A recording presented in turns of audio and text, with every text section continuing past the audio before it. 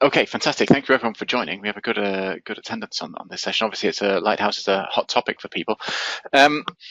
So we're gonna be talking about Lighthouse. We're gonna be running through a few of the features. I've got a few demos to do. We have 2 hours booked for this session. I don't think we'll need all the time, but we'll see how we go. Maybe with some questions, we'll see how we go through. I have actually also been, as part of the preparation for this session, I have actually been talking with the Azure Lighthouse team. One of the things we do in Opsagility, we obviously have some very deep contacts with Microsoft.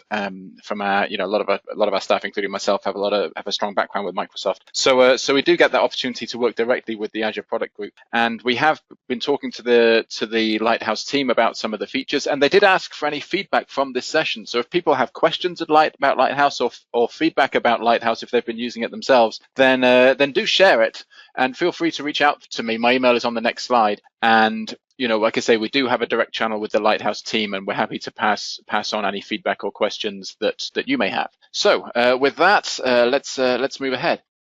There's me. My name is Jonathan Tuliani. I'm the Managing Director in Europe for Opsagility, which is, we're the training experts behind skillmeup.com. As well as managing our European office, I do have a technical background, and I work on a number of our technical projects, building labs, building content, providing sessions like this, providing hands-on training in classes and so on. So I work at all those different things. I've been with Opsagility 2.5 years, give or take. Before that, I was nearly 10 years in Microsoft, where I spent most of those 10 years actually in the Azure product group. I used to be the program manager in the used to be a program manager in the networking team. I worked on the Azure DNS service, Azure Traffic Manager, and various other features. So before that, I have a background in software development and in the partner space, technical pre-sales, project management, you name it, various different things. We also write the exam reference for Microsoft, the AZ 103 exam reference. You'll see there the green book. That's written by Opsagility, and you'll see my name and that of a couple of my colleagues on the cover there. So I'm responsible for some parts of that book. So that's a bit about me. And what are we doing today then? So we're going to talk about Lighthouse, and we're going to start by just setting some context around how access control in Azure works. Nothing to do with Lighthouse. Just a bit of a recap. Some of you will be familiar already, but it's a very important foundation for what then follows, where we explain what Lighthouse kind of layers on top of that in terms of providing access control to other organizations in an MSP style scenario. We'll talk about how you can get started with Lighthouse. We'll talk a bit about the permissions, and actually I'm missing a bullet on this slide. We're also going to talk about, having got everything set up, how you actually use Lighthouse. What can it do and what can it not do, and look at it. As I say, we'll do some demos as we go that will show you the key concepts. So without more ado, let's dive in and start with this recap of how access control works in Azure. Okay. Azure, when you work with Azure, you work with subscriptions, and obviously you have users. And the thing that links all of that together is Azure Active Directory.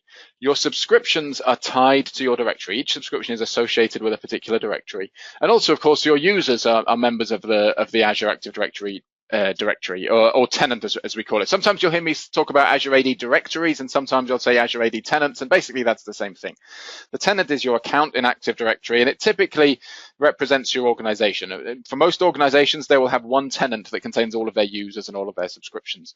Occasionally, you do get organizations where you have multiple tenants in Azure AD. For example, in a large enterprise where they've done an acquisition of another company. Often they will consolidate those, but sometimes they don't. And Lighthouse can actually be used in multi-tenant scenarios within an organization where they do have multiple tenants. We're not going to talk heavily about that today, but it is a scenario for Lighthouse. We're going to focus on a different scenario, which is more the MSP scenario, where you have a partner that's managing a subscription on behalf of a customer. But we'll talk more about the scenario shortly. But in a traditional, single company world, this is the setup. You've got your users and your subscriptions linked via your Azure Active Directory tenant. You can invite guest users into your tenant to manage things on your behalf. Until Lighthouse came along, that could be a common way that a partner might work with a subscription that belongs to a customer. But the challenge with that is that the user on the partner side who's being invited as a guest, they still have to switch their view into the tenant of the customer. So they don't see the customer's subscription within their own tenant. They have to kind of switch. Okay, now I'm going to jump to the Contoso tenant, or now I'm going to jump to the Fabricam tenant, or whoever it is, whoever the customer is. You have to jump between the users. If they're managing 10 different customers, they're jumping between 10 different tenants. They don't get an all-up view of things. So it works, but it has a lot of limitations. Our Lighthouse provides a much smoother experience and a much better way to work across multiple tenants, and we'll talk about that as we go. But this is the core concept, that the identity is coming from the tenant. And when you use Azure, you come through this interface called Azure Resource Manager. I'm not going to be talking about Azure Classic. Lighthouse doesn't work with Classic, so we'll ignore Classic for now. Whatever interface of Azure you're using, you can see across the top there, I've got Visual Studio, the Azure Portal, PowerShell, CLI, SDKs, whatever you're using, all your requests come through Azure Resource Manager.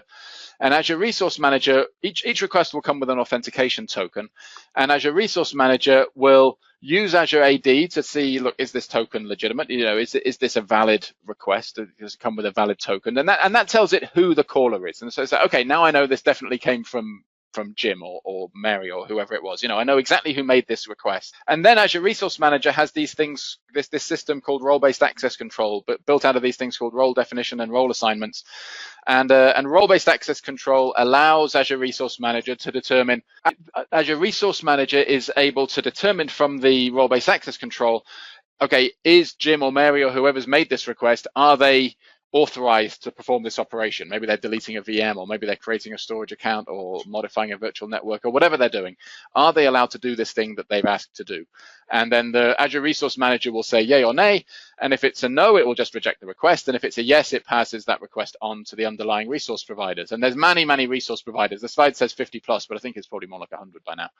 There's many resource providers, not just from Microsoft, but also third parties there. So that's the long and short of how this works. You have a role-based access control containing the authorization and using authentication from Azure AD. And that's why, of course, the users must be in Azure AD for all this to work. Great. Do feel free to drop questions into the chat if you have any questions. So an important concept in Azure, and you'll have seen this many times when you use Azure, is the idea of a resource ID. And there's an example there for a storage account. You see it talks about the subscription and the resource group and the resource type and the resource name and so on. You have this thing called a resource ID, and many of you will be familiar with this. This is a typical resource ID. There's a few special cases where you have resource IDs that sometimes take a slightly different format, but the key thing is that the tenant ID, and by tenant I mean that account in Azure Active Directory, that represents your organization. The tenant ID is not part of the resource ID. That's a very key point. The tenant ID basically is inferred from the identity of the caller that's making the request. You can kind of tell which tenant it is by the person calling the request. And of course, the subscription ID is also globally unique, so that also implies which tenant that subscription is associated with. So the tenant ID is not explicitly part of the resource IDs. It's not explicitly passed over the API when you say I want to modify this VM or modify that storage account. You're not saying it's within this subscription within this tenant. You kind of implicitly allow the tenant to be provided, as part of the context of the call that you're making. There was a question just there, which I'm just going to pull out, and it says, "Can an admin merge tenants on their own?" There are some facilities to where an organization has gone through a merger and they have multiple tenants. You can move subscriptions between tenants. You can do that on your own. Merging tenants, whether that can be done on your own or via support, I don't know. We'd have to dig into that one. That's a question we'd have to take offline, whether merging tenants can be done on your own. Obviously you can migrate users from one to another and give them new user IDs in the new tenant, and obviously that could be scripted and done in bulk. But in terms of merging, that's something I would have to consult on, take advice on. So that's a question we can follow up offline with. A great question, though. Thank you. And it does happen that organizations going through mergers do have to deal with problems like that. It's a well-trodden path. Okay, let's carry on. Okay, so we got the idea that the tenant ID is not explicitly given in the resource IDs or in the APIs. It's just part of the context of the person making the call and so on. Okay, we got that. Okay. That gives us our background on the Azure AD, RBAC, and so on. So now let's talk about Lighthouse. So let's look at the problem first of all that Lighthouse is designed to challenge. So you're a partner. You're managing large number of different customers, maybe 100 customers. I mean, 1,000 it says on the slide, but that's maybe a slightly high number. But certainly 50 or 100 customers is perfectly possible for a large partner to be managing.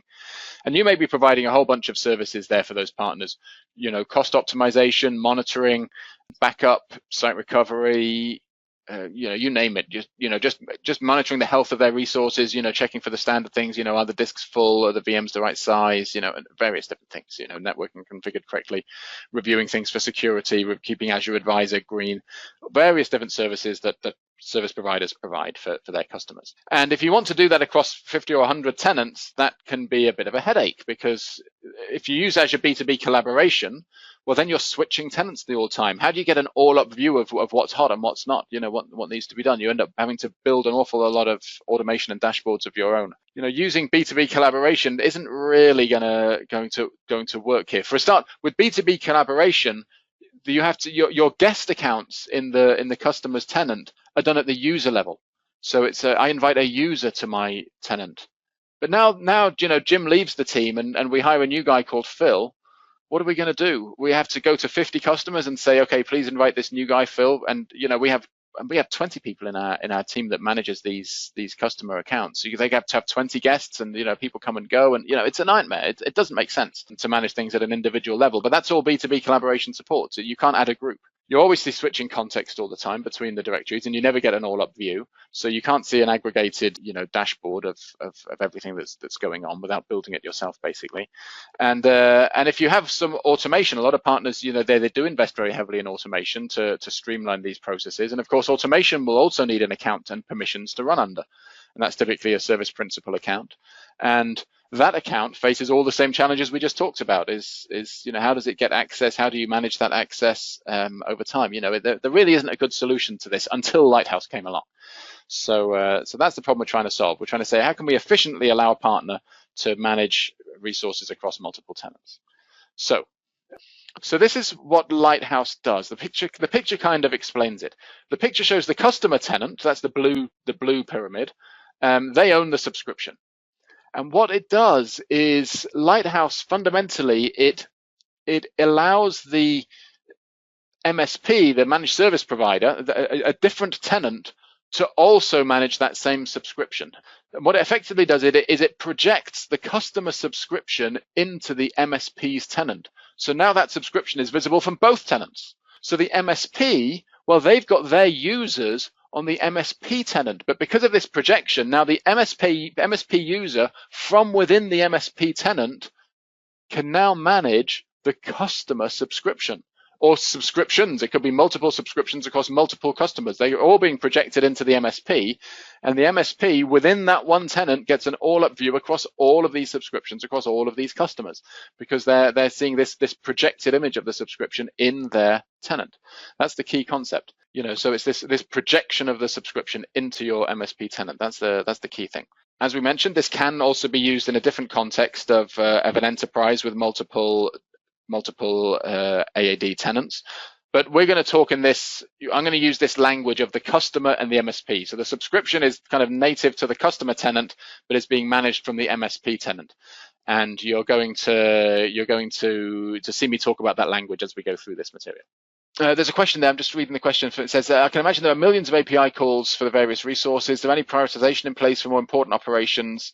I assume Lighthouse API calls are more important than MSDN subscriptions, for example. I'm not really aware of any subscriptions there. I think the way Azure works is it's just built to scale and handle all the requests that come in. And you're absolutely right that there are millions of API calls coming through Azure Resource Manager every day, every hour even. There's huge volumes coming through, but it is built to scale. Azure Resource Manager is deployed geographically around every Azure region. So obviously you're routed it actually uses Azure Traffic Manager to route to your nearest Resource Manager instance. And within that, they have a cluster of Resource Manager endpoints. And the service is basically designed to scale. All API calls should go through. There are some things that are resource intensive in Azure, such as, let me think of an example, computing a compliance report on a policy, for example. And those tend to happen offline rather than in line with a particular API request. They happen as a background task, and that so things that are expensive get pushed out to background tasks rather than being synchronously as part of an API call where they can put heavy load on the system. But in general, yeah, the APIs should cope. I hope that answers the question. That was a question from Andrew. Thank you. Good question. What else does Lighthouse enable? So enables this streamlined management, and from a partner point of view, it really creates two big scenarios. One is this idea of MSP services, and that's the main one I'm going to talk about. This is where an MSP is managing a customer tenant, on the customer's behalf, a customer subscription on their behalf, doing all those backup and housekeeping tasks that the customer doesn't want to do for themselves. Another scenario is managed applications, and this is where the partner is, rather than just offering a managed service, is really like an ISV scenario. They've got an application that they want to sell to the customer effectively. The customer is going to run the application in the customer subscription, but the partner is going to manage the application for them. Maybe there's some patching that needs to be done, deploying updates, whatever. The customer is just going to use the application. The customer is going to pay for the consumption. So it enables a ISV to roll out their application without having to think about the consumption side of it, because it's running in the customer subscription that the customer pays for. But the MSP has the ability to manage the application. So that's what Lighthouse is providing, is that management window, that projection that allows the MSP to manage the application even though it's deployed to the customer subscription. Managed applications actually do something else as well, which is that they allow the application to be kind of magically locked in a way that stops the customer messing it up. It stops the customer kind of getting in there with their dirty fingers and doing things that the MSP will then have to unscramble later. So that's managed applications. Maybe that would be a great topic for another talk, another day, actually, to talk about managed applications. But for now, we're going to focus on the access piece that the MSP needs into the Azure subscription. Super. Let's keep going. Okay, so this is the key concept, is this idea of delegated access, that the subscription is projected into the additional tenant. So users in the MSP's tenant, they can manage resources across these subscriptions without switching from their home directory. They just see this view. And you can see on the right here, and I'll do a demo, you see on the right there that it's this is just showing the standard subscription filter that you have when you click in that little filter button in the top of your Azure portal, and you get to choose which, if you have multiple directories, you get to choose which directory and so on you're using. And you can see here where I have a delegation in place, instead of just listing my directories, it says current and delegated directories. You see that here, and here you get, from this first drop down, you can choose which directory to use. You'll see it when I do a demo. And then from your subscriptions, you get this breakdown. It says, look, I have all these different subscriptions. This user is in the Contoso directory, and they get to see the Azure Pass subscription here. That's actually their own subscription. And then they also get to see this Azure Pass subscription, which is from a completely different directory, the Fabricam directory. They can select both of these. I want to see both of these at once, and they could have a list of 50 subscriptions here, perhaps.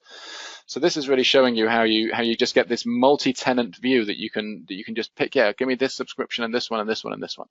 Beautiful. It works very, very well. So we'll see that as we do some demos. What can you do? Common scenarios for this. Obviously, I mean, once you have this, it's very powerful. You can do anything in Azure, more or less. We'll talk about some limitations later, but there aren't many limitations. You can basically manage anything through this. And Azure, the documentation does list out some kind of common scenarios that MSPs offer as services. There's a link on the slide, and some of them are listed here on the slide. So things like backup and site recovery, making sure that those are running cleanly, that they're set up correctly, that they work. Monitoring activities, making sure that you're picking up alerts and checking, just keep things healthy, just proactive monitoring, making sure that things continue to operate well. Policy and governance services, so you're putting in place good policies to make sure that you have reduced the risk. People aren't able to deploy crazy expensive resources, and you're reviewing the compliance reports to make sure that people have the tags in place that you're using for billing or for identifying different environments or whatever you're using tags for. So just making sure that governance piece is being done correctly. Very important in Azure. If you're going to do Azure at any kind of scale, you need the governance to be done well. Otherwise, you end up in a mess, basically. Operations, and this is the key. This is a very interesting part here. Suppose you are, as the partner, the MSP, you've automated some of your tasks. Part of your value proposition is that you've automated various management tasks that you're able to then offer as a service to the customer that you're charging for.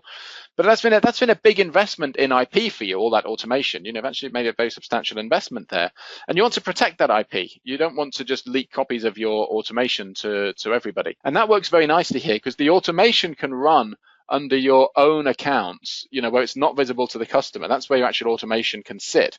But the automation can still access the customer's subscriptions. Of course, it needs the right permissions, and you manage those. We'll talk about how the permissions work as part of this talk. But given the automation has the correct permissions to access the customer's subscriptions, then your automation can go across that tenant boundary, protecting your IP, but still delivering the value. So that's a very nice arrangement.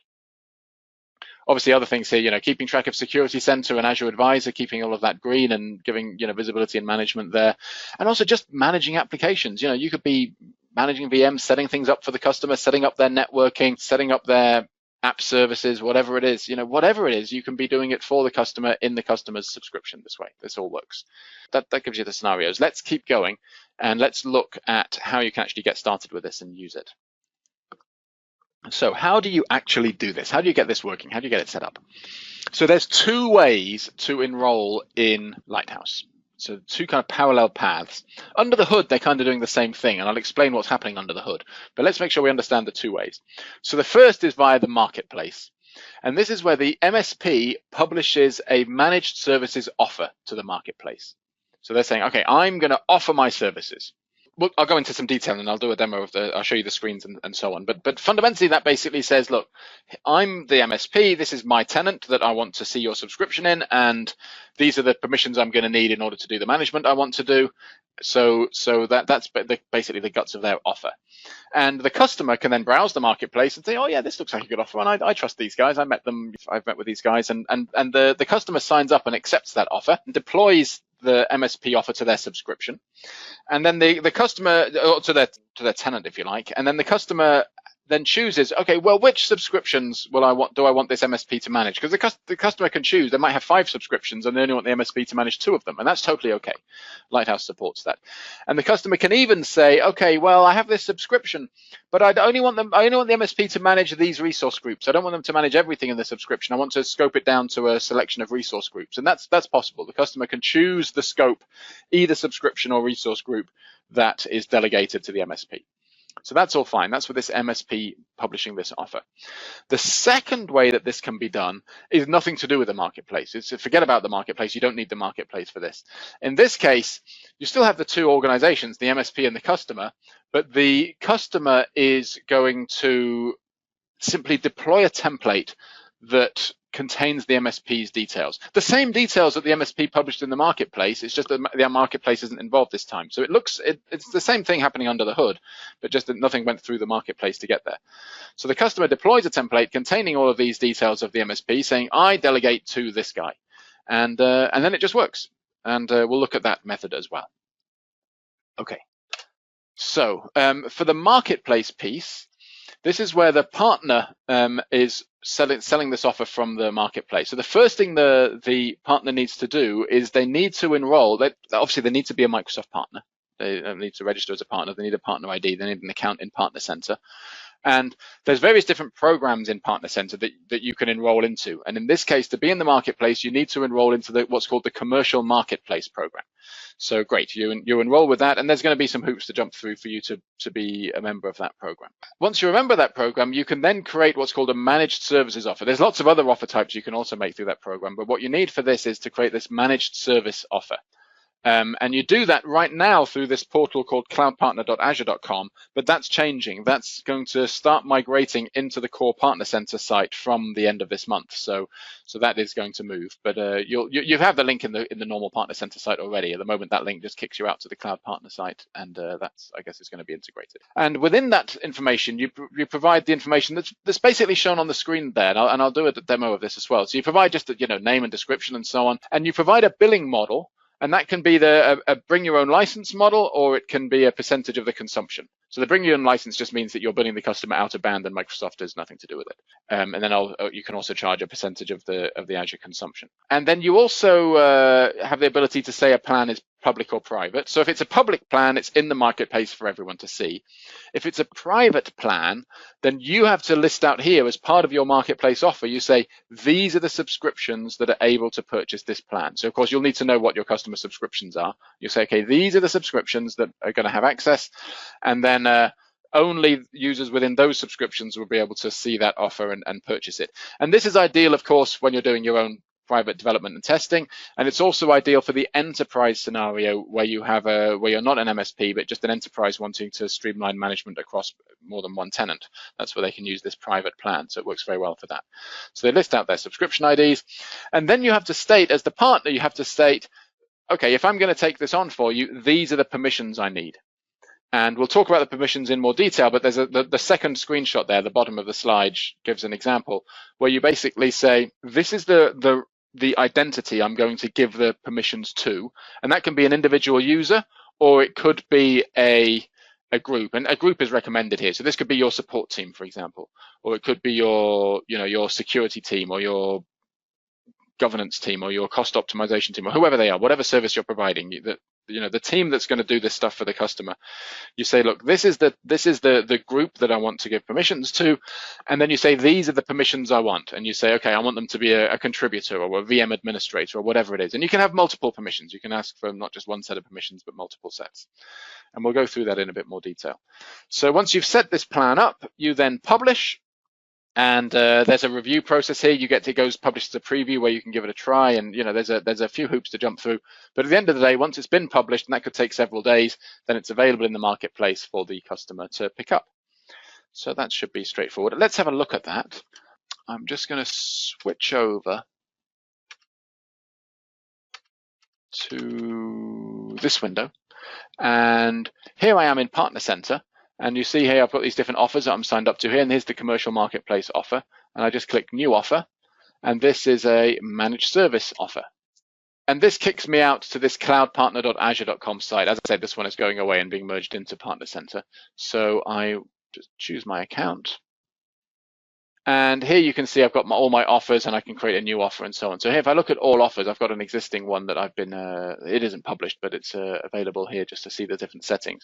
So within an offer, you have various plans, but typically you just have a single plan in an offer. So you have the offer says, okay, it has this offer ID and a publisher ID and so on. And then you create a plan within the offer. And as I say, you can have more than one, but typically you just have the one plan.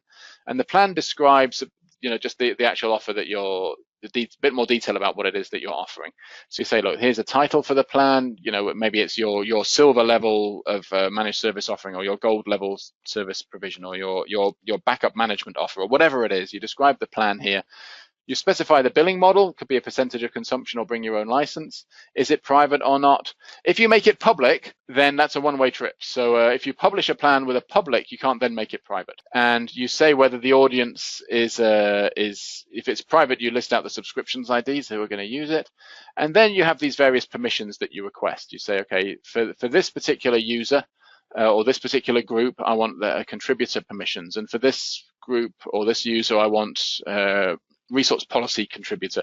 You'll notice that contributor can't manage policy. If you're familiar with how RBAC works and how policy works, the contributor role can't manage policy. So if you want to be able to manage policy on the customer's behalf, hey, it makes sense to have the policy, a policy role as well, and so on. There's some special permissions around user access administrator, which I'm going to talk about later. So I won't go into that in detail here, but that's a bit of a special case, and we'll talk more about these on a later slide. So you specify your permissions, and then there's a few other details you need to make at the offer level. You're going to have some descriptions, and you upload icons for your thing so it looks nice and pretty in the marketplace portal.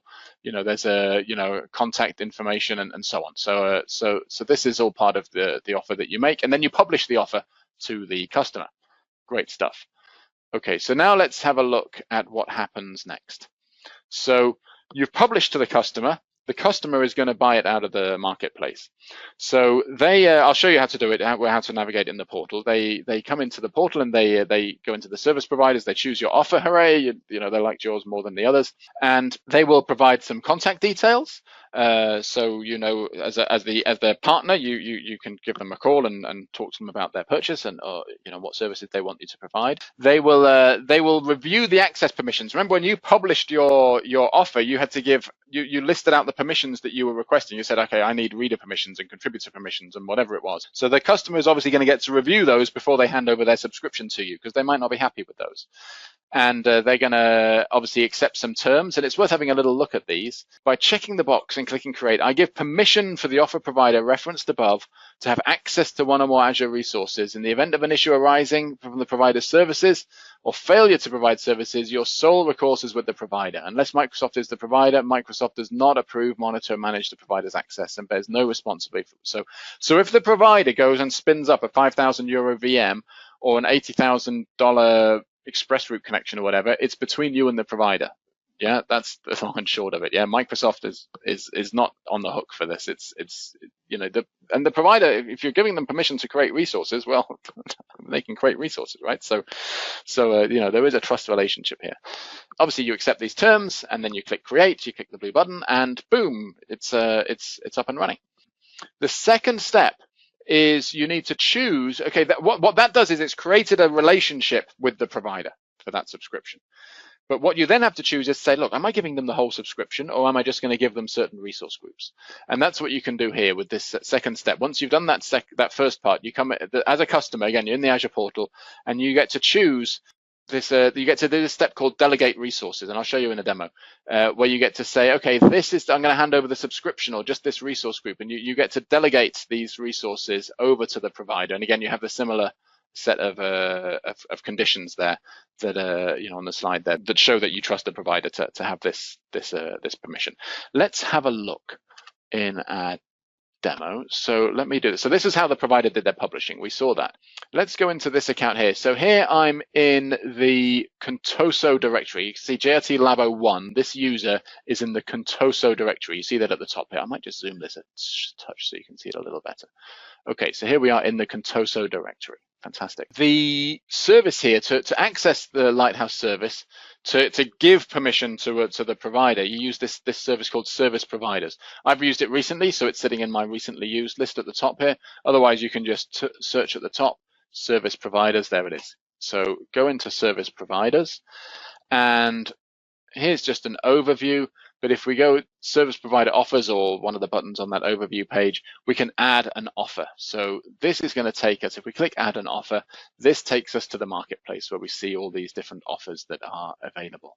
And you can have a browse of these different offers that are being suggested. There's a few test ones here that kind of litter the landscape a bit. You see, Equinix optimized WAN workshop, optimization assessment, standard managed service. There's various different providers here that are offering their services through this portal.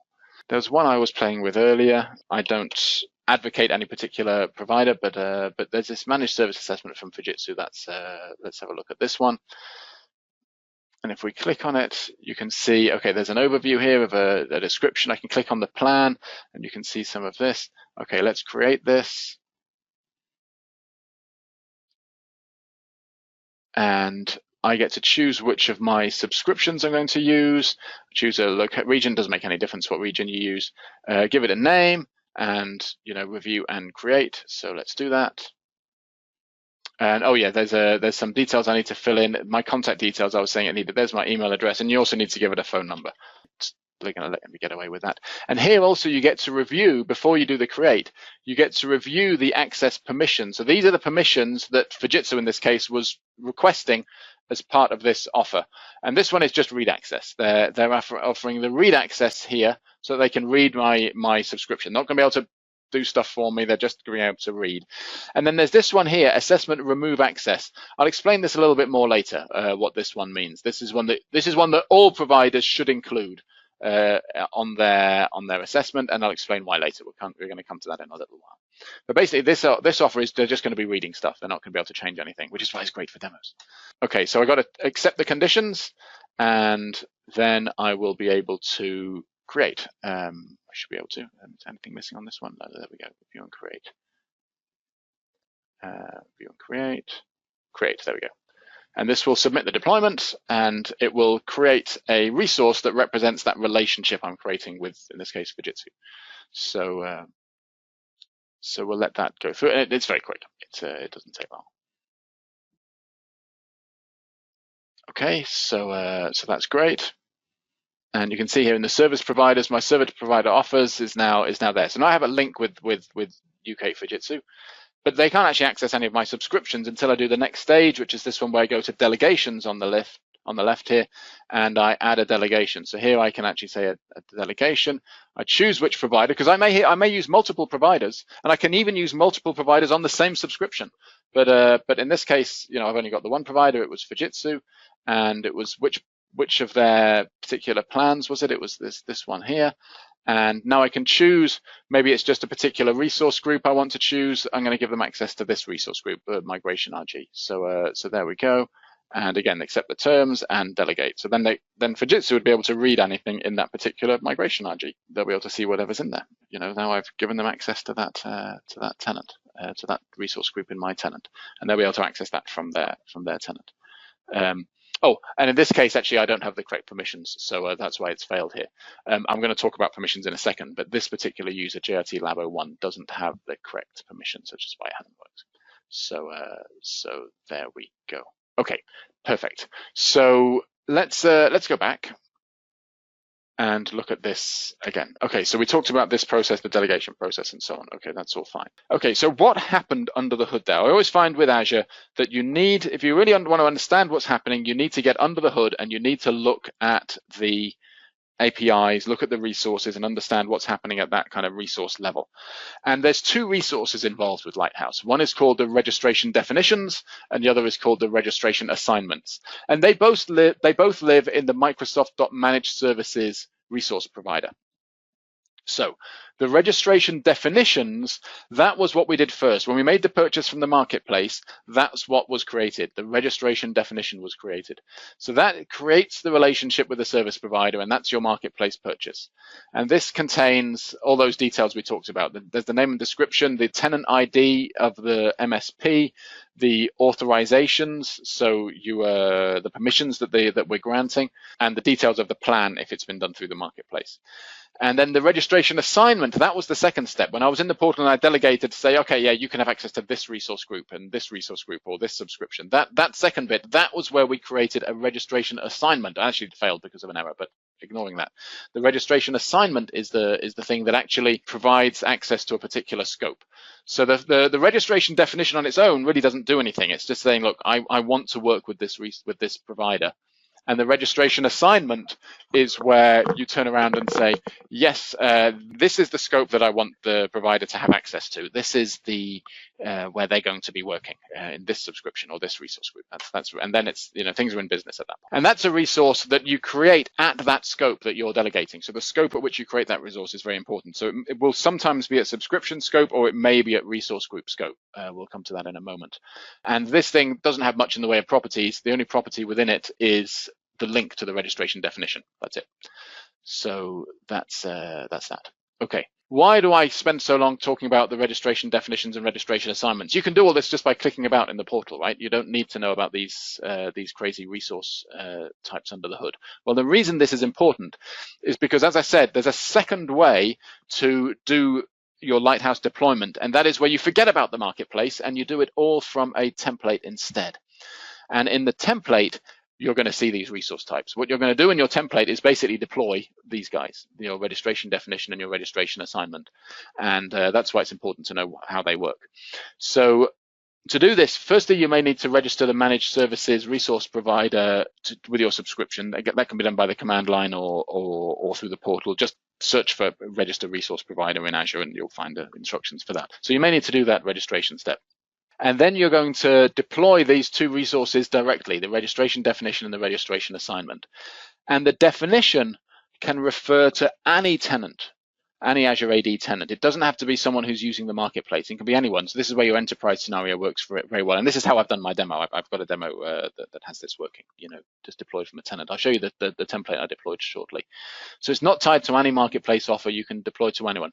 All you need to know is you need to know the MSPs or the tenant that's going to be granted access. I think of them as the MSP, but it could be anyone. You need to know their tenant ID. And you also get to choose here as part of that definition resource, that first part, you get to choose what permissions you're going to grant. So as long as you have their tenant ID, the GUID that represents their Active Directory tenant, their AAD tenant, and then you can grant permissions to them. And to grant permissions, you're going to need to know the GUIDs for the object IDs of some identity within their directory, either a user or a group or service principal or whatever it is, the entity that you're granting the permission to, and then you get to choose what roles you're granting. And this template with the registration definition and the registration assignments, these are deployed into the customer subscription, and it's a subscription level deployment. So, well, the definition is a subscription level deployment. The assignment may be subscription or may be resource group level, depending on what level of scope you're assigning permission to. But that means, though, that the actual deployment will have to be done through PowerShell or CLI. You can't deploy at the subscription level just using the portal template deployment feature. You're stuck with doing it at a different level. You're stuck with doing it from the command line tools because it's subscription level deployment. And as I say, these are all customer actions. The only thing the MSP needs to do is give you the tenant ID. Once they've given you that tenant ID, you can just do this. The MSP can't stop you. You can just do it. You deploy this thing into your subscription, and it gives them access. It's all on the customer side. The action is all on the customer side. Okay, let's get ready. Let's talk a little bit about the permissions required to do this, because that's a key piece. Is everything making sense for everyone so far? Let me know if there's any questions or if there's anything that's not clear. Okay, super. We're all good by the looks of it. Let's talk about the permissions, because this is an important topic. Okay, so the MSP, in order to set this up in the marketplace, if they're going with the marketplace route, they will need to enroll in the commercial marketplace program. Obviously, they'll need to have the appropriate permissions within their partner account to do the enrollment, and admin permissions. And also, they will need to be a silver or gold cloud platform partner. They'll need the silver or gold cloud platform competency in order to be accepted into the commercial marketplace program. So that is the first step, is get enrolled in the program. And then, once you're in the marketplace, obviously you'll be able to, publish the offer that I showed you. When the customer signs up and says, yeah, I want to be your customer, what does the MSP do? Well, the MSP does nothing, right? It's all on the customer side. As I said, what's happening is those two resources are being deployed, and they're both deployed on the customer side. So there is no action on the MSP side to accept a customer. You kind of automatically accepted. The customer automatically falls into the MSP's tenant, if you like. All the action is on the customer side. However, it may be that the MSP doesn't want to work with a particular customer. They think, no, I don't want to, Fujitsu are going to look at me doing this demo and say, no, I don't want that guy in my directory, get him out. And I'll delete the registration with Fujitsu in a moment. But the ability for the MSP to remove the customer is very important, because again, the resources are in the customer's subscription. So if I, as a customer, register with a particular MSP, for the MSP to get rid of me, they need the right permissions to remove those two resources from my subscription. And that's where this particular role, remember on the Fujitsu one, there was two roles that they asked for. They asked for reader role, and they also asked for this managed services registration assignment delete role, which is a bit of a mouthful. But there's this particular role that is designed that as part of your MSP offer, you should always include to say, I want permission for this role, because this is the role that allows you to get rid of a customer, that allows you to say, look, when the customer gives me access, through that access, I will have the ability to delete the assignment resource, the second of those two resources that we talked about. I'll be able to delete that assignment resource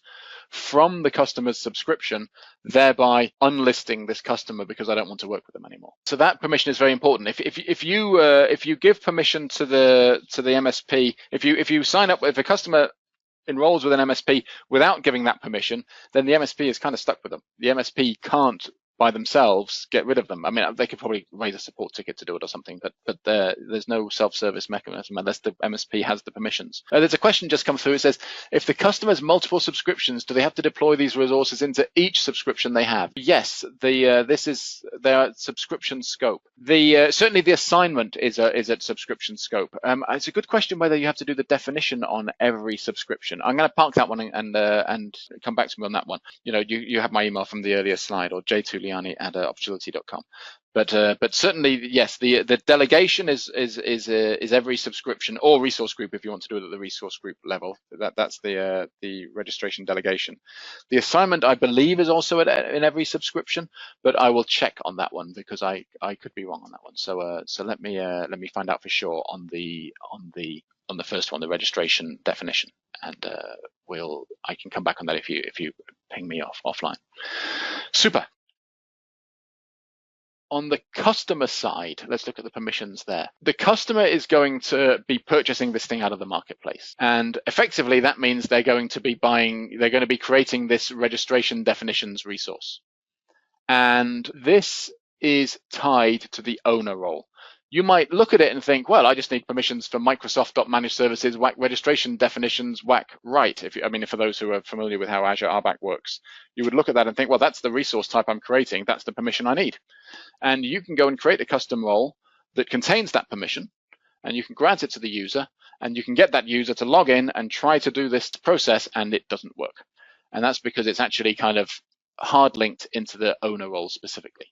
So you must be an owner in order to sign up. So that's how that is set up today. It's an interesting topic, and it's something that I think the product group are interested in feedback around. Is this, but at the moment it's tied specifically to the owner group, and likewise to do the delegation is also tied to the owner role. You have to be a subscription owner in order to do this. It doesn't work just based on that specific RBAC permission in a custom role. So that's a key role, a key part of the setup. Okay, so now the customer has done their piece and the MSP has done their piece, and the MSP is then wants to actually manage stuff in the customer. That's the whole point, right? Is the MSP can manage things in the customer subscription. So here, what permissions does the MSP have? Well, they have the ones that they asked for. The registration definition, their marketplace offer, lists out their permissions. Remember, we saw that in the demo. We said, look, these are the permissions I want, and that's kind of a one-time thing. It would be up to the customer to change the registration definition to add more permissions later if they need to, but those permissions are basically fixed at the time they sign up.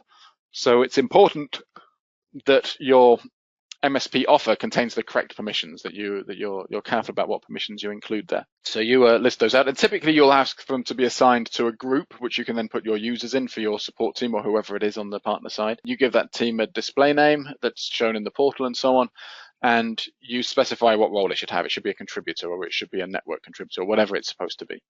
You can also assign, if you're using automation, you may want to assign permissions to a service principal, which is the service principal that's used by your automation account or by your whatever other automation it is, Azure Functions, that is working on the customer's behalf. So you may need quite a few different permissions here for different automation accounts, different groups, different teams, and so on. As we've already said, always include the managed services registration assignment delete role, because otherwise you won't be able to get rid of the customer. So that's important to remove the delegation.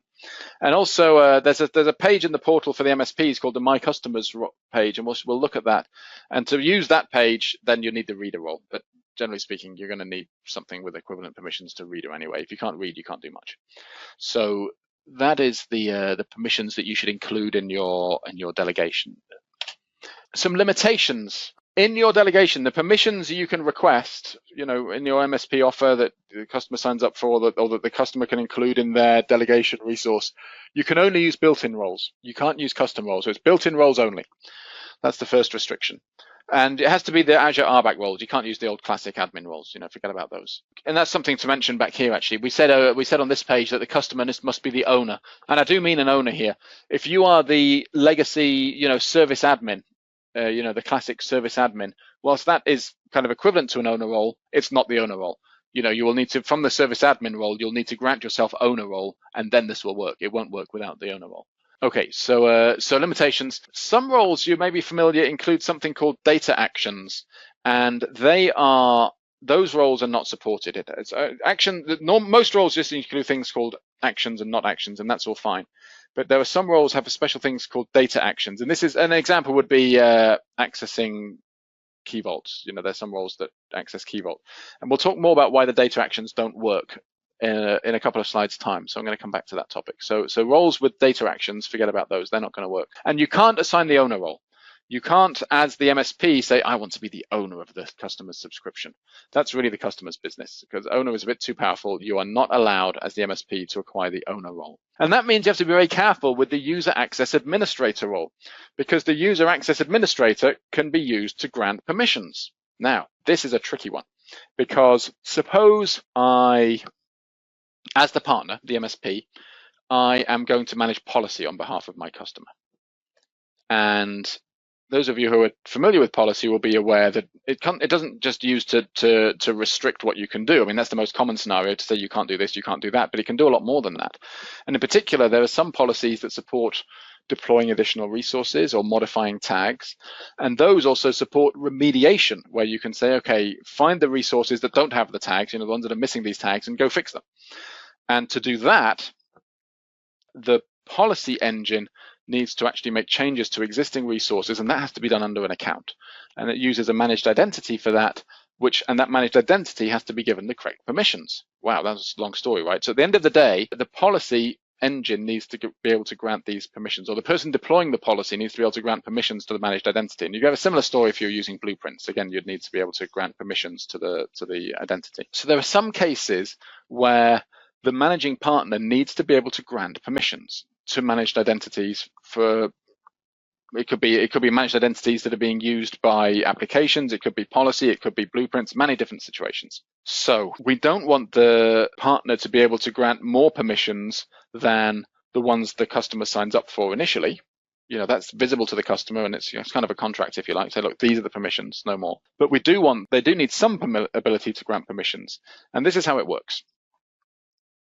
You can give the partner user access administrator permissions, and the user access administrator can grant permissions. So now great, the partner can grant permissions, but there are some limitations on what the partner can do. Firstly, they can only grant permissions for certain roles. As part of giving them permissions, as part of giving them user access administrator rights, you say, okay, you're not granting I'm giving you user access administrator, but you're not going to be able to just grant any role you like. You can only grant these roles. And you can say, okay, you're being able to grant VM administrator, or you're being able to grant a network administrator, but I'm not letting you grant other roles. So you limit which roles the user access administrator will be able to grant. And then the second thing you do is you say, okay, I'm also going to limit your ability to grant these roles only to managed identities. You cannot grant these permissions to users or to groups. So it's not going to be the humans. Only managed identities are required. So the MSP can grant permissions, but as I say, only as a customer, when you sign up, you get to see which permissions they'll be able to grant, and you understand that they'll only be to managed identities. So a bit of a complicated story there. Another thing, and this is just a limitation at the moment, it's something I do hope the product group addresses. As a customer, you may have resource locks in place on some of your resources, and when those resources are managed from the MSP side, through Lighthouse, those resource locks are not respected; they're ignored. So the MSP will be able to do things even though there's a lock in place, which is kind of strange, and it's something I think they hopefully will get fixed at some point. This only applies to the kind of traditional resource locks, the Microsoft.Authorization WAC locks. If you have ever used managed applications or blueprints, you'll be aware that those also lock resources, but they do it in a completely different way. They use a deny assignment in RBAC, and those work just fine. There's no problem with those. So it's just the traditional resource locks don't get respected across the Lighthouse relationship. So that's something to just be aware of. If you're interested in more details on things like policy remediation or on blueprint locks and all of this, we have a learning path on Skill Me Up for deep dive in Azure governance, which goes into huge detail on these topics. So we have super deep dives on governance, including RBAC, policy, blueprints, you name it, as part of a Skill Me Up learning path, but enough. Okay, let's keep going. So let's have a little think about how we've got this set up. We did the permissions, we got everything set up, we have it working. Well, what can the partner now do? What can they actually do with this thing? The partner is going to be managing the delegated resources. How does that work? And I've just got a couple of slides here that explain some of the ins and outs of how that works. So the first thing to understand is a very important Azure concept, which is the difference between what we call the control plane and the data plane. When you work through Azure Resource Manager, you manage resources. You create VMs, you add subnets to your virtual network, whatever it is you're doing. And those are what we call control plane operations, where you're modifying the resource properties. You're creating resources and you're modifying resource properties. Great. But then many of these resources actually expose their own endpoints. So on a storage account, you get blob.core.windows.net and table.core.windows.net and so on. Or on a key vault, you get an endpoint, mykeyvault.azure.com or whatever it is that where you manage secrets in your key vault. And you get from the networking team, you'd get from the network resource provider just a public IP address as an example of an endpoint here, a public IP address that you associate with one of your VMs or with a load balancer. Or on a website, there's an endpoint.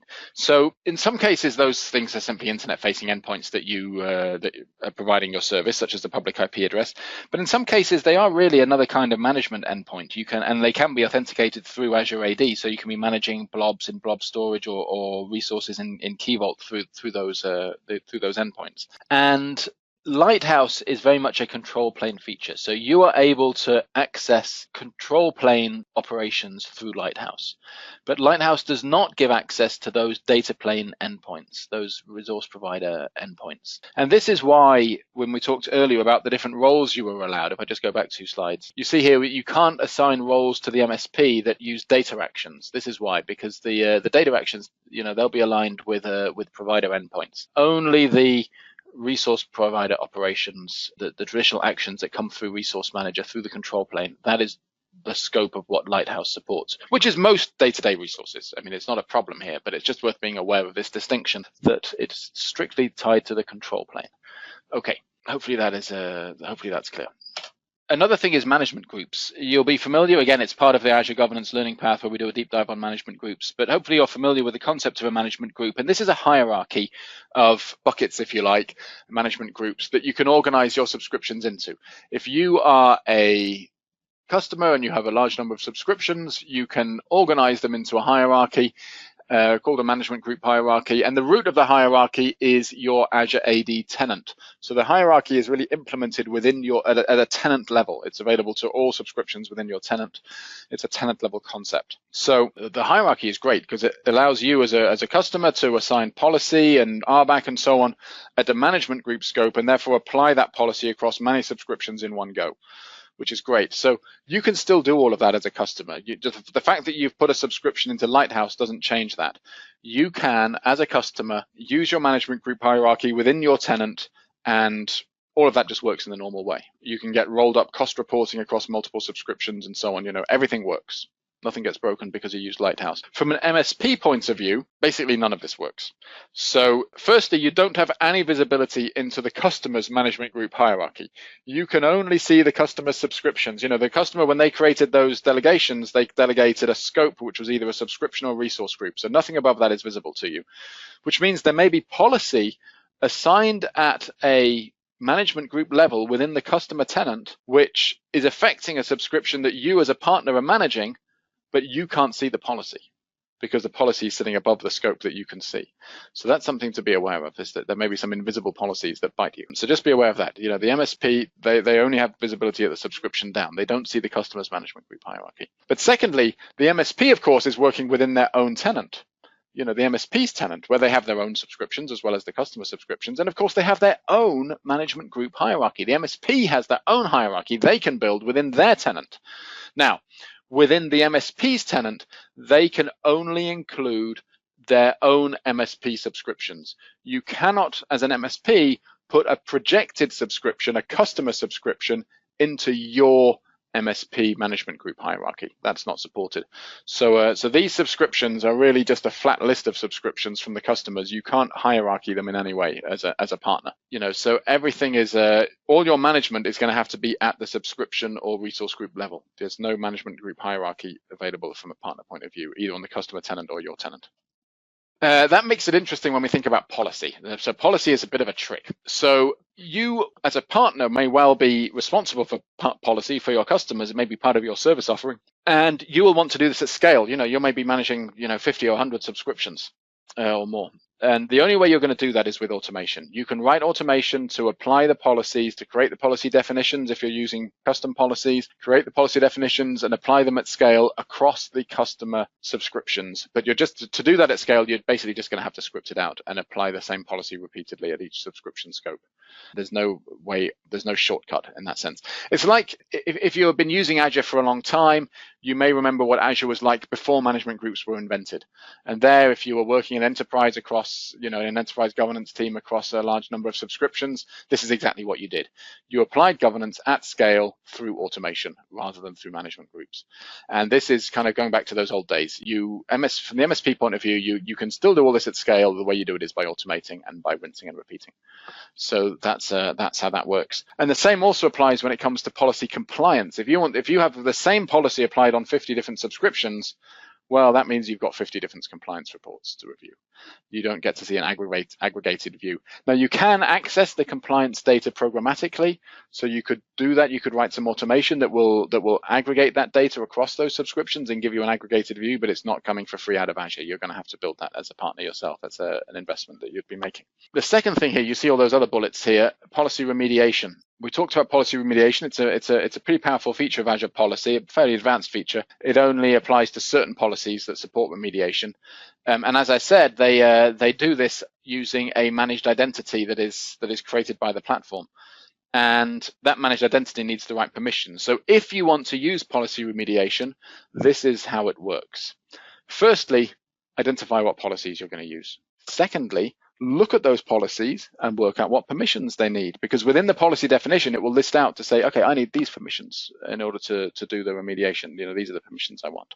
Might ask for typically contributor permissions, but it may be something else. So those are the permissions you're going to need. So now, as a partner within your MSP offer or within the registration definition that you're asking the customer to create, you're going to have to list out those permissions that you need. So this is in this what we call the delegated role definition IDs. Let me show you this in a template. Here we have a template that contains, this is what the customer would deploy if they're using Lighthouse, but they're not doing it from an MSP offer from the marketplace. They're just doing it from the template. So they deploy two resources.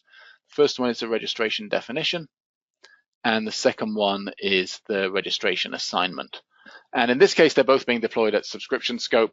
This is a sample template. There's a Lighthouse GitHub repo where they have these samples, and this one is the subscription scope one. There's another one of these that does the registration assignment at the resource group level. It's just a different sample that they have. So here you can see the different registration names and so on, and the authorizations are coming from this parameter. And if I look at the parameters file, you'll see that the authorizations is this object, which is actually an array, and it shows, look, this is the principal ID. This is the person who's going to get the permissions. This could be a group or an individual who's getting the permissions.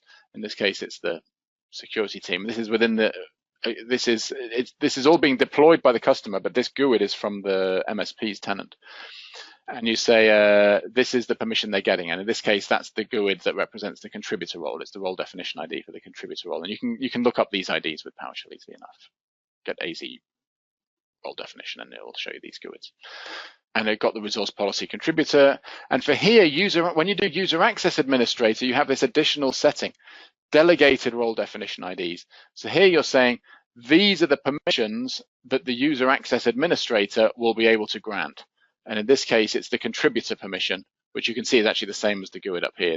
So that the Contoso security team are going to be contributors, and the user access administrator, which is going to the same team, they'll be able to assign contributor permissions, and you remember they'll only be able to assign it to managed identities. So this is where you specify whichever policy you want to be able to deploy with remediation, whatever permissions that policy needs in order to do remediation, those permissions are going to have to be listed out here. Under your user access administrator, because otherwise you're not going to be able to grant permissions to the managed identity to support the remediation. Okay, so include those permissions in your MSP offer, and then obviously the customer signs up and you have the permissions you need. To grant those permissions to the managed identity requires a new version of the API version. It's this one here, 219.04.01 preview. And that is not supported through the Azure portal. So you're going to have to deploy the policy through a template. You can't do it in PowerShell, you can't do it in CLI, you're going to have to do it through a template. And there's an example template in that GitHub Lighthouse repository. You'll find that sample easily enough. And there's a documentation page that explains this. And then once you've got that deployed, then everything works as normal. Then everything is good. You can just use the policy, look at compliance reports, do a remediation, it all works. I can show you an example. Let's have a look. So here I'm in the Contoso directory, and if I go to the My Customers view, you can see on the left here I have this My Customers view. Here, Contoso in this case is acting as the MSP, and they have been granted permission to the Fabricam directory. Look, Fabricam have signed up and said, yeah, you can, we're happy to give you permissions, and the delegations that Fabricam have given is for this particular subscription. So this customers view represents the Fabricam registration definition, and the delegations view is the registration delegations. How was this set up? Well, that was set up by Fabricam. Fabricam did that. And if I go into this other tab, now I'm in the Fabricam view. So they have simply deployed that template, exactly the one I showed you. And in the service providers, you get to see, okay, look, yeah, Contoso is my service provider, and I have one delegation at a subscription level. Let's have a look at the delegations. I click here, and here they are.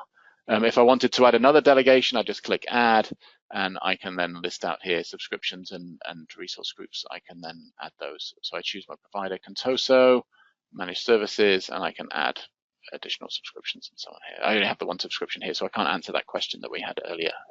If I need another registration. Okay, so you see here how this was set up. So within this particular account, within the subscription for Fabricam, the customer, if I look at the resources, you will see that they have a VNet. That's the only resource they have, is this VNet. And they have Network Watcher as well. And there's no tags on this VNet. If I go into the customer view, I go into the managed service provider. I'm now in Contoso's directory, and they have access to this Fabricam.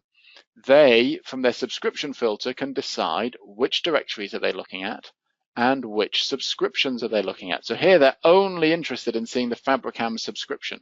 So if from this view, from the Contoso directory, I click All Resources, well, the only thing I see is the test VNet that's in the Fabricam subscription. This is Lighthouse, right? This is what it's doing. I am within the context of my directory. I'm not having to switch directories. I could have 50 different providers here, providing, I can have a huge list of subscriptions here that I'm aggregating together. So I'm in Fabricam. I'm not having to do any switching around, changing my context, but just from my Contoso directory, look, I can see Fabricam stuff. Awesome. If I go into policy, let's make a change to this. So if we come in here, maybe we'll create a new resource. Let's see if we can do that. Let's just do an add. Networking. We'll add a load balancer. That should be fairly easy. And we're going to do it in the Fabricam. You can see here when I create a result, you can see I've got this, again, this breakdown of different subscriptions to choose, including the delegated subscription, the Fabricam subscription. We'll do it in the migration IG, and we'll just give it a name. I'm just going to accept defaults, create. Oh, we missed something. Let's go back and have a look. What did we miss? Okay, yeah, IP address name. There we go. Perfect. Okay, review and create. Great. And you can see here, that's me as a Contoso user acting within the Fabricam directory, within the Fabricam subscription. Awesome. It's underway. Load balancers should be fairly quick to deploy. So you get the idea. I have a policy that I deployed already using that method I just showed you with the template. Let me show you the template that was deployed to create that policy. That's this one. And you can see it simply lists out, a policy assignment. It's using a built-in policy definition, and the policy definition is the one for adding a tag and value to a resource. The tag name and value are specified in parameters, and the role assignment here is to enable the remediation. So this is assigning the role, in this case, the contributor role, to the managed identity of the policy, and this is because it's being deployed into the Fabricam subscription from the Contoso subscription into the customer from the managed service provider. This role assignment takes a special form where it has this parameter, the delegated managed identity resource ID, which is why we need to use this preview API version. So this is all a little bit special. This is, you copy and paste it from the sample and it works. I mean, I'm making it sound harder than it is. It's fairly straightforward. Okay, so that's happening. Let's have a look at the policy. And you can see I can look at, add tag name. This is the name of the tag, tag to resources. And this is in the Fabricam subscription. So you can see here from the Contoso directory, I'm able to look at policies at the Fabricam scope. I'm able to review their compliance. You can see here 50% compliance. I've got 2 resources, one's got the tag and one doesn't. So this is me as a partner being able to do policy compliance on behalf of my customer. Fantastic. Suppose I want to do a remediation. I can create a remediation task. And because I have the correct permissions in place, you can see here, this is the resource that's going to be remediated. If I look at that virtual network, you'll see it doesn't have the tag at the moment. There's no tags at present on here. But if I go back and say, yes, I want to remediate, it's going to create a remediation task. Let's just look at the task progress. Okay, not started, refresh. Succeeded, okay, yes, that was quick. And if I go back to my all resources and I say, oh, God, there's my load balancer, that's appeared now. And if I look at my VNet, which a minute ago did not have the tag, well, now it does because it's the remediation has worked. So this is all the kind of work that you can do as Contoso working within your customer's directory, within their resources. Super. Okay, that's enough on policy. Another interesting thing is the activity log. So everything is logged, and it works kind of the way you'd expect it to work. If I do something, then I expect it to be logged, and I expect it to be logged under my name. So in this case, from the customer's point of view, anything the MSP does appears in the customer's activity log. So the MSP is not kind of working in secret. The customer gets full visibility into all that activity. So let's see that. I just created a VM. I messed around with tags and so on. Let's have a look what that looks like. So here I'm in the Contoso view. So let's go back to Fabricam. So Fabricam is the customer. They've had Contoso deploy. So as Contoso, on behalf of this customer, I just deployed a load balancer, for example. Let's have a look what resources I have. If I refresh, oh look, I've now got a load balancer. Where did that come from? I might be thinking, oh, that's a load balancer IP. It's like, oh, where did they come from? I didn't do that. So I click on it and I say, okay, yeah, show me the activity log for this load balancer because I didn't do that. And hopefully it's come through. Obviously, the activity log takes a few seconds to come through with the entries. Look, there they are. Look, modify, and it's in my subscription. But look, event initiated by JRTLabo1 at Outlook.com. So this is a Contoso identity. The Outlook.com is simply because it's that's the login for this particular account in the Contoso directory. But I get to see the real name of the user here. If you obviously typically this would, rather than at Outlook.com, because it's simply an Azure PaaS subscription, this will be showing JRT at Contoso.com. It's the end of the day, and it's not just the group that the user is a member of. You get to see the individual name, the individual account within that group that you gave permission to. You get to see the details of who has performed the operation. So there's no hiding as a service provider. The customer can see what you do, and they can see who does it. So as a customer, it means you do get visibility into what is going on in your subscription. The activity log still contains everything. So that's great. From the Contoso point of view, you also will want to have visibility into the resources. So if we look at this IP, for example, I can look at the activity log there. So from the Contoso directory, just wait for this to load. I can still see that yes, I can create access. If I have read permissions, so I can review the activity log on the Fabricam side, I can say yes, this was one of my staff and they were working in the Fabricam subscription. I can see this. So again, you've got visibility on both sides. This of course requires the reader role or similar within the MSP permissions that were granted as part of the delegation, but they're always going to need read permissions. So there's no sensible scenario where that wouldn't be the case. Great. And that brings me to the end. As I said, I thought we'd finish a little early. Hopefully that's given all of you a good understanding of what Lighthouse is and what it can do, and some of the tricks needed to get it set up. You have a good understanding of being able to do it through templates and through the marketplace, the permissions you need, what it's capable of, some of the limitations, and you're all excited to get hands-on with it, roll up your sleeves, and do amazing things. If there are more questions, then I'm happy to stay on the call and take those questions. And there was one question that I parked from earlier. If a customer has multiple subscriptions, do you have to deploy the resources in each subscription? The delegation, yes, and the registration, not sure. But if you ping me your email, I'll put my email back on the screen here. If you ping me an email, I'm happy to dig into that question that's something we want to unscramble there. So my email is just there on the slide. Anyone, if you think of any questions or for that particular question, do send me an email and I will get back to you with an answer on that one.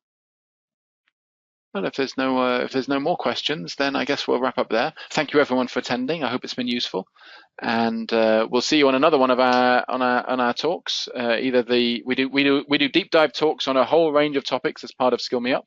So if you have a Skill Me Up subscription, I'll probably see you on another talk on Skill Me Up at some point in the future. Otherwise, enjoy Azure. We look forward to seeing you again soon. Thank you, everybody.